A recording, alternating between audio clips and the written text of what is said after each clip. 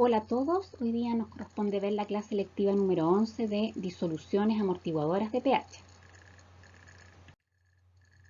Dentro de los temas que vamos a ver hoy día, vamos a recordar los conceptos de bases conjugadas y ácidos conjugados. También vamos a ver base conjugada, efecto ion común, la ecuación de Henderson-Hasselbalch, capacidad amortiguadora y finalmente preparación de disoluciones buffer. Las disoluciones amortiguadoras de pH también las podemos llamar tampones o buffer. ¿Y qué son? Son disoluciones que mantienen el pH estable frente a la adición de cantidades relativamente pequeñas de ácidos o bases fuertes. O sea, son disoluciones que tienen la capacidad de amortiguar o equilibrar los cambios de pH que se producen en la disolución cuando nosotros agregamos pequeñas cantidades de ácidos o bases fuertes sobre ellas. ¿Y cómo están formadas estas disoluciones amortiguadoras de pH o tampones? Están formadas por un ácido débil con su sal correspondiente o una base débil con su sal correspondiente. Y aquí vamos a ver el primer caso. Cuando nosotros tenemos un ácido débil, recordemos que la base conjugada de ese ácido débil es una base conjugada fuerte. Y aquí tenemos el ejemplo de un ácido débil como el ácido carbónico, cuya base conjugada sería el ion bicarbonato. Aquí tenemos la sal, que podría ser el bicarbonato de sodio. Por otro lado, si nosotros tenemos una base débil, su ácido conjugado va a ser un ácido conjugado fuerte. Aquí tenemos el ejemplo de esta base débil, que es el hidróxido de amonio, cuyo ácido conjugado sería el ion amonio, y en este caso tenemos representado un ejemplo de sal, que podría ser el cloruro de amonio. Y aquí vamos a analizar tres situaciones. Por ejemplo, en esta primera situación tenemos nosotros un recipiente con agua en donde le estamos agregando un ácido. Si nos piden medir el pH de esta solución, entonces nosotros podemos decir que aquí tenemos un aumento en la concentración de los protones. Y si recordamos nosotros que el pH es igual a menos logaritmo de la concentración de los protones, podemos decir entonces que el pH de esta solución va a ser bajo, o sea, vamos a tener un pH ácido. Aquí tenemos una segunda situación en donde vemos aquí un recipiente con agua, en donde en esta oportunidad le estamos agregando una base. Entonces aquí nosotros podemos aquí observar que va a aumentar la concentración de los iones hidroxilos, va a disminuir la concentración de los protones y por lo tanto nosotros esperamos que el pH de esta solución sea alto, o sea, tengamos un pH básico. Y en esta tercera situación nosotros tenemos una solución tampón en este recipiente que está formado por un ácido débil y su sal correspondiente. En este caso está representado por el ácido débil, que es el ácido carbónico, y la base conjugada fuerte, que sería el ion bicarbonato. Entonces, ¿qué va a pasar con el pH si nosotros agregamos pequeñas cantidades de un ácido fuerte, como el ácido clorhídrico, o una base fuerte, como el hidróxido de sodio? Por ejemplo, aquí tenemos entonces qué es lo que va a pasar. En este caso, si nosotros agregamos un ácido fuerte, es el ion bicarbonato que va a reaccionar con los protones para dar el ácido carbónico. Y en esta situación, cuando agregamos una base fuerte, es el ácido carbónico que va a reaccionar con los iones hidroxilos para dar el ion bicarbonato más el agua. Y de esta manera vamos a lograr mantener el pH estable. Si analizamos en detalle el tampón o amortiguador formado por el ácido carbónico y su sal correspondiente, que en este caso es el bicarbonato de sodio, podemos observar que en este caso el ácido carbónico, como es un ácido débil, se va a disociar parcialmente en solución acuosa en el ion bicarbonato más los protones. Entonces, por ser un ácido débil, nosotros podemos determinar la constante de acidez, y este es un dato: la constante de acidez es igual a 4,5 por 10 a la menos 7, y también podemos calcular el pKa, que corresponde a menos logaritmo de la constante de acidez. En este caso entonces sería 6,35. Ahora, aquí tenemos la sal, el bicarbonato de sodio, que por provenir de una base conjugada fuerte se va a disociar por completo en solución acuosa en el ion bicarbonato más sodio. En este caso, como se disocia por completo, podemos decir que la concentración inicial de este bicarbonato de sodio va a ser igual a la concentración del ion bicarbonato. Ahora, como la disociación del ácido genera este ion bicarbonato y además la hidrólisis de la sal genera este ion bicarbonato, entonces aquí tenemos lo que se dice el efecto del ion común. Y en este sentido, nosotros podemos decir que la concentración del tampón va a estar dada por la concentración del ácido más la concentración de la sal. Para un ácido débil, como observamos acá, la expresión de la constante de equilibrio para su disociación está dada por esta constante de acidez. Entonces, la constante de acidez es igual a la multiplicación de la concentración de los protones por la concentración de A- dividido por la concentración del ácido. Ahora, si nosotros reordenamos la expresión para calcular la concentración de los protones, entonces esto pasa multiplicando, esto pasa dividiendo y nos queda que la concentración de protones entonces es igual a la constante de acidez multiplicado por la concentración del ácido dividido por la concentración de A-. Si ahora nosotros aplicamos logaritmo y multiplicamos por menos 1, entonces nos va a dar que menos logaritmo de la concentración de los protones es igual a menos logaritmo de la constante de acidez menos logaritmo de la razón entre la concentración del ácido dividido por la concentración de A-. Y si nosotros recordamos entonces que el pH es igual a menos logaritmo de la concentración de protones, que el pKa es menos logaritmo de la constante de acidez, podemos reemplazar estos dos valores. De esta manera nos queda finalmente la ecuación de Henderson-Hasselbalch, que en donde el pH es igual al pKa más el logaritmo de la concentración de sal y ácido. Y es con esta ecuación que nosotros podemos calcular el pH de una solución tampón conociendo entonces el pKa y conociendo la concentración de sal y ácido. Los mismos conceptos se pueden aplicar cuando un tampón está constituido por una base débil y la sal de la misma base. O sea, aquí tenemos, supongamos que el pOH en este caso es igual al pKb más logaritmo de la concentración de sal partido por la base.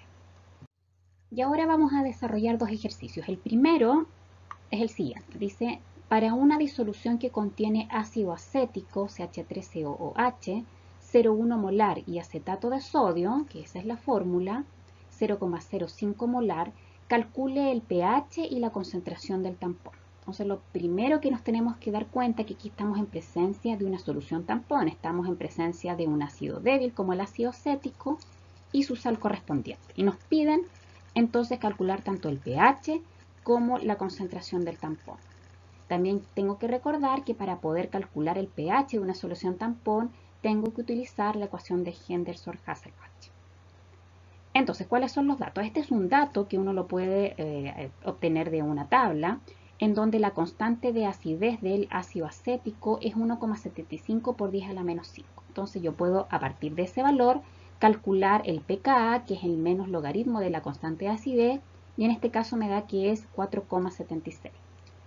Teniendo la ecuación de Henderson-Hasselbalch, tenemos que el pH es igual a pKa más, en este caso, el logaritmo de la concentración del ion acetato partido por el ácido acético, la concentración de ácido acético. Entonces, reemplazamos los valores que conocemos, nos piden calcular el pH, así que es un valor desconocido, es igual, tengo el valor de pKa que recién calculé, que es 4,76, y también tengo los datos de las concentraciones tanto del ácido, que es 0,1, y de la sal, que es 0,05. Entonces aquí yo reemplazo los valores. 0,05 sería la sal, dividido por el ácido 0,1, y desarrollando estos cálculos me da que finalmente el pH es 4,46, el pH de esta solución tampón.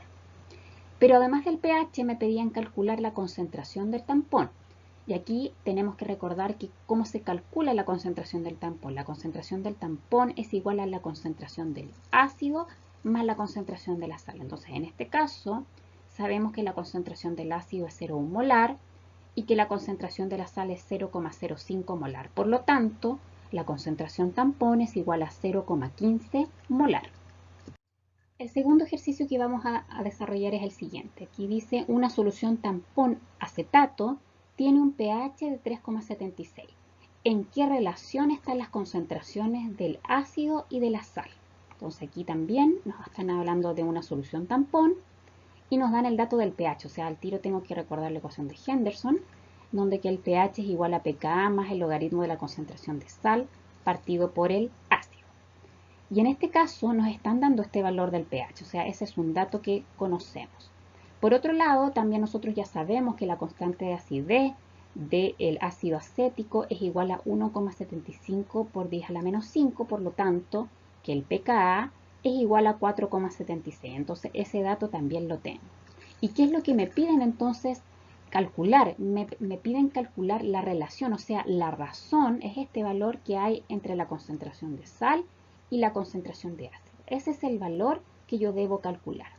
Entonces, si yo ya tengo estos datos, yo realizo en el fondo este cálculo y me da que el logaritmo de la concentración de sal partido por ácido es igual a menos 1. Si yo le aplico antilogaritmo, entonces me da finalmente que la razón entre la concentración de sal con ácido va a ser 0,1. Y esa es la respuesta al problema. ¿Qué es la capacidad amortiguadora? La capacidad amortiguadora, como dice acá, es la cantidad de ácido o base que puede neutralizar el amortiguador sufriendo el desplazamiento de una unidad de pH.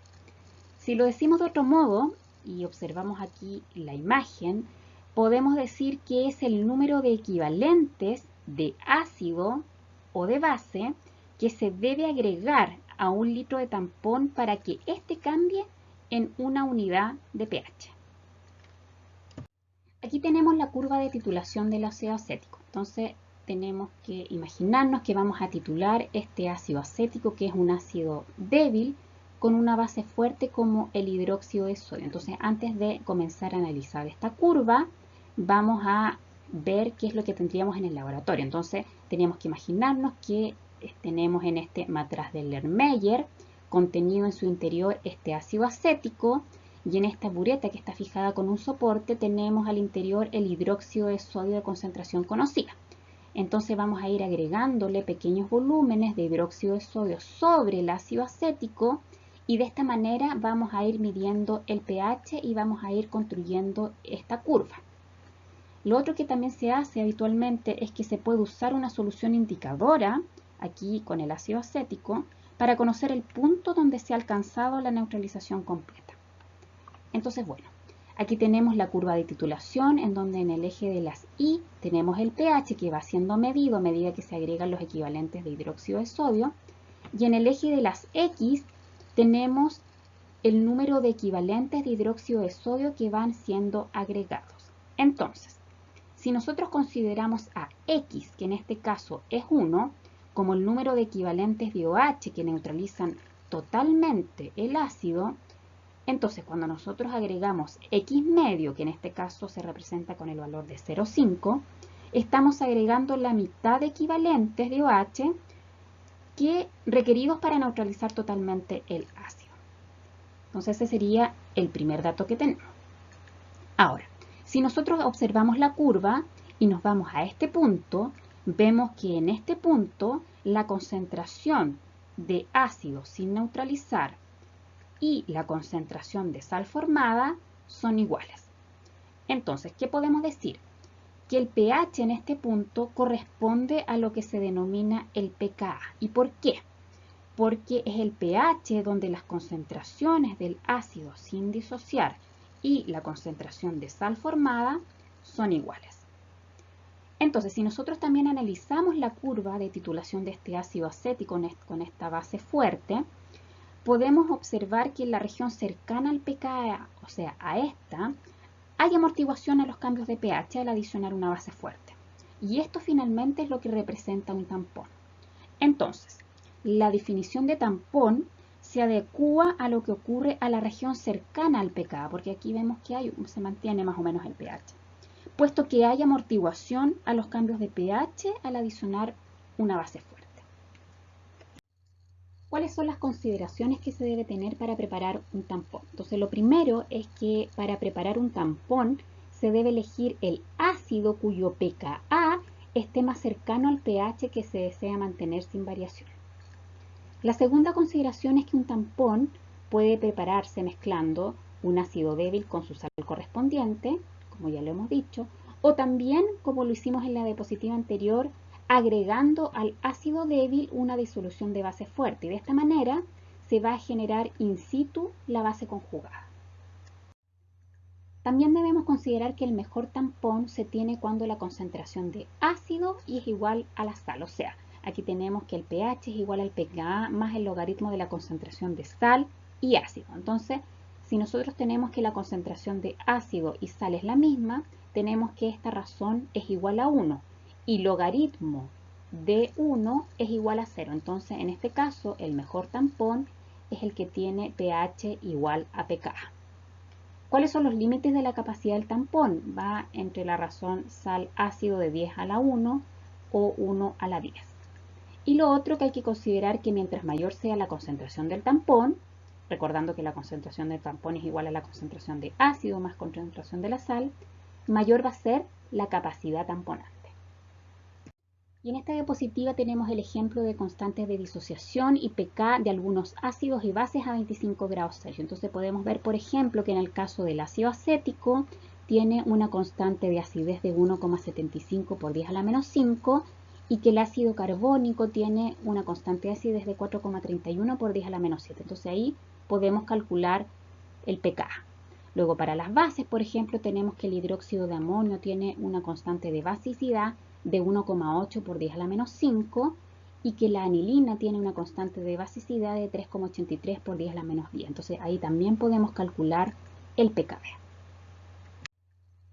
Aquí tenemos un ejercicio. Nos piden preparar 250 ml de una solución tampón de oxalato de concentración 0,2 molar y de pH 1,5. Aquí nos dan la fórmula del ácido oxálico y aquí nos dan la fórmula también de la sal, que es el oxalato de sodio. Entonces nos dan los datos también del peso molecular y de la constante de acidez del ácido y el peso molecular de la sal.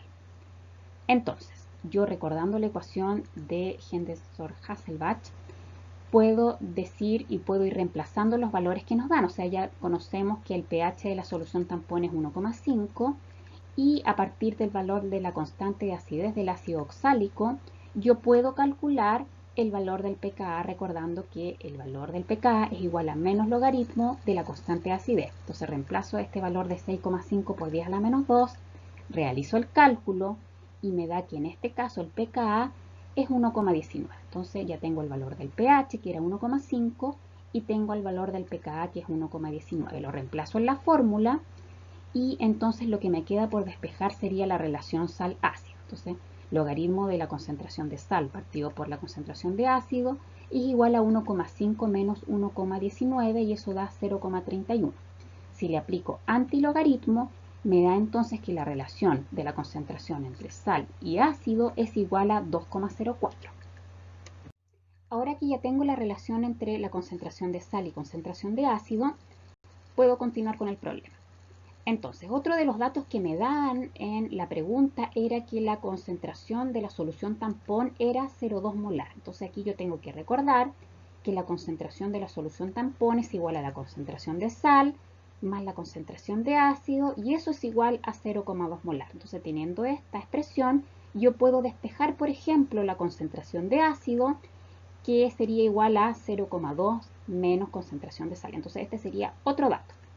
Entonces, ahora, utilizando la expresión o el dato que habíamos obtenido en la diapositiva anterior de concentración de sal partido concentración de ácido igual a 2,04, yo puedo ahora reemplazar la concentración de ácido por el dato que recién obtuvimos, ¿ya? Entonces yo sé que esta concentración de ácido es lo mismo que decir que es 0,2 menos concentración de sal. Entonces lo reemplazo en esta expresión, despejo la concentración de sal, hago todos los cálculos y finalmente me da que la concentración de sal es igual a 0,134 molar.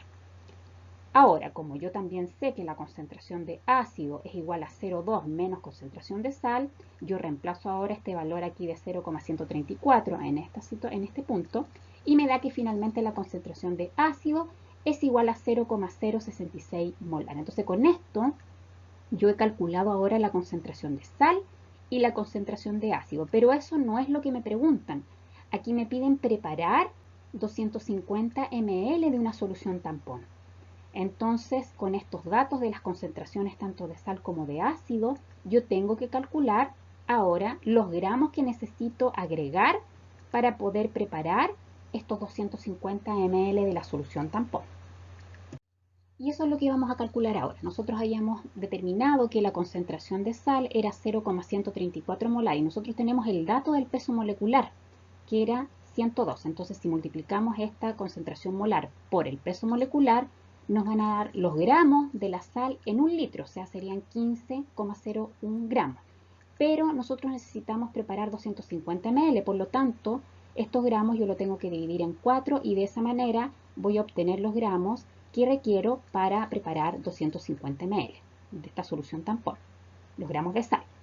Ahora, con respecto al ácido es lo mismo, nosotros habíamos calculado la concentración de ácido que era 0,066 molar, si lo multiplico por el peso molecular, que en este caso es 90, me dan los gramos en un litro, que serían 5,94. Lo divido por 4 y de esa manera obtengo que los 1,49 gramos corresponden a los gramos que yo necesito de ácido para poder preparar 250 ml. Entonces, con esto ya hemos terminado el ejercicio. Entonces, ¿qué es lo que yo requiero? Requiero 3,75 gramos de sal y 1,49 gramos de ácido para poder preparar 250 ml de una solución tampón de oxalato, 0,2 molar y pH 1,5. En la última parte de la clase vamos a ver dos sistemas amortiguadores de pH o tampones que existen en la sangre. En este caso vamos a partir hablando en forma breve y más que nada para que ustedes los conozcan con respecto al amortiguador fosfato, que aquí vemos los componentes y podemos decir que este tipo de tampón es muy eficaz para poder amortiguar ácidos. Por otro lado, a nivel intracelular es un amortiguador bastante eficiente. ¿Por qué? Porque a nivel intracelular las concentraciones de fosfato son bastante elevadas. En cambio, en la sangre la concentración de fosfato es baja. Por lo tanto, en este caso, en la sangre es mucho más importante el funcionamiento del tampón bicarbonato, como lo vamos a ver en la diapositiva siguiente.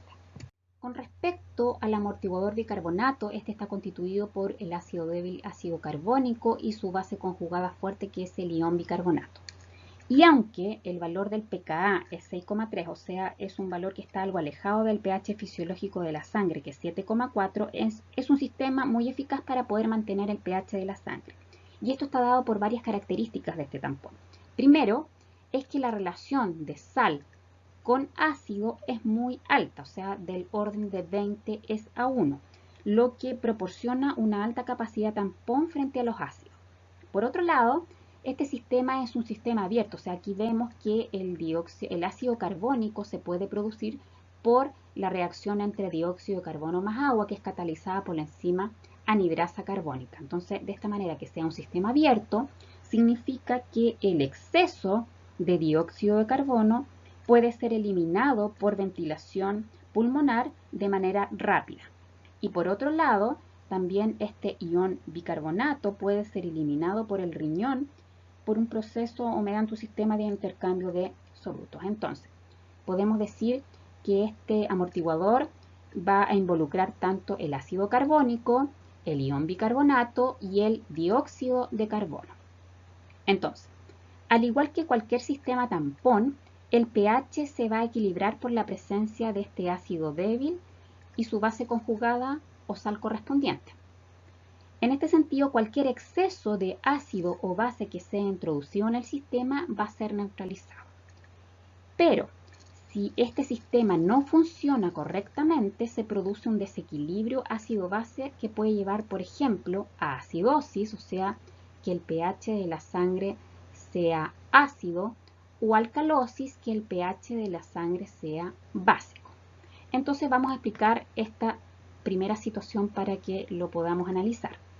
Entonces, ¿cuándo se produce acidosis? Se produce o es causada por cualquier ganancia de ácido o pérdida de bicarbonato. En este caso vamos a tener un aumento de la concentración de los protones, por lo tanto vamos a tener que el pH de la sangre está bajo, o sea, es un pH ácido. Entonces, en ese sentido, ¿qué va a pasar? Esta reacción se va a desplazar para este lado, entonces los pulmones van a tender a compensar esto eliminando mayores cantidades de dióxido de carbono. ¿Y cómo lo van a hacer? De esta manera van a hiperventilar. Entonces, esto sería una forma de compensar esta disminución del pH en la sangre, que estos pulmones hiperventilen, eliminen entonces este CO2, disminuyendo la presión parcial de dióxido de carbono y de esa manera disminuyendo la concentración de los protones. Entonces, con esto hemos terminado la clase de hoy y nos vemos en otra oportunidad.